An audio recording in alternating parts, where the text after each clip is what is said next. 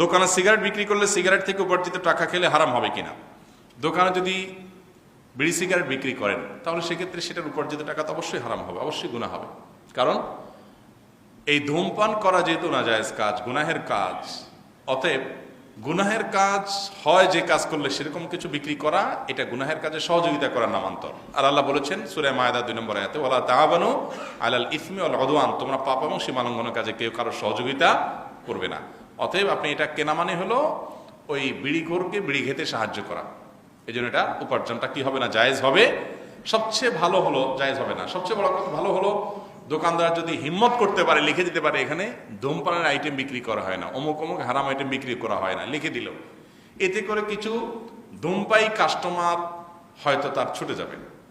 তো এরকম 2 নম্বর কাস্টমার ছুটে গেলে সেটা ভালোই, তো খারাপ না। আল্লাহ তাআলা তাকে ফ্রেশ এবং হালাল উপার্জন দিলেন।